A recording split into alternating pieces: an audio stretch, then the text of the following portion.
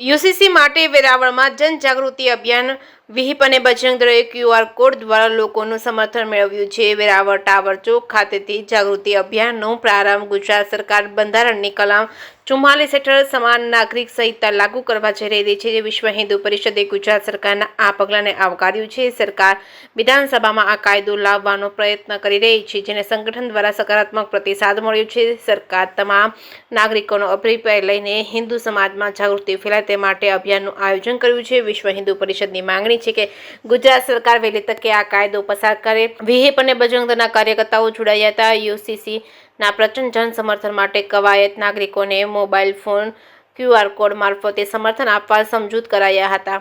જે કેસરી ગુજરાતી સાથે મહેશ પાજા, સોમનાથ. ભૂપેન્દ્રભાઈ વિઠલાણી, વિભાગ અધ્યક્ષ, વિશ્વ હિન્દુ પરિષદ. આજે વિશ્વ હિન્દુ પરિષદ અને બજરંગ દળ દ્વારા ગુજરાત સરકાર બંધારણની કલમ 44 હેઠળ સમાન નાગરિક સંહિતા લાગુ કરવા જઈ રહી છે અને તમામ નાગરિકોનો અભિપ્રાય આ બાબતે લઈ રહી છે.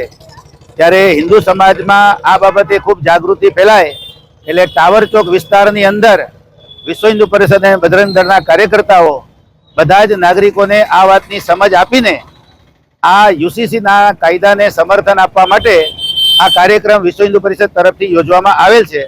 અને સવારથી જુદી જુદી ટીમો જુદા જુદા વિસ્તાર અને સોસાયટીમાં ફરે છે અને વધુને વધુ જન સમર્થન મળે એના માટે પ્રયત્ન કરે છે. વિશ્વ હિન્દુ પરિષદની માગણી છે કે ગુજરાત સરકાર વહેલી તકે, આમ તો આઝાદી પછી તરત આ કાયદો લાગુ પડવો જોઈએ, કારણ કે બંધારણની 44મી કલમ આપણને જણાવે છે કે તમામ નાગરિકને સમાન હક, સમાન સુરક્ષા, સમાન કાયદો લાગુ પડવો જોઈએ.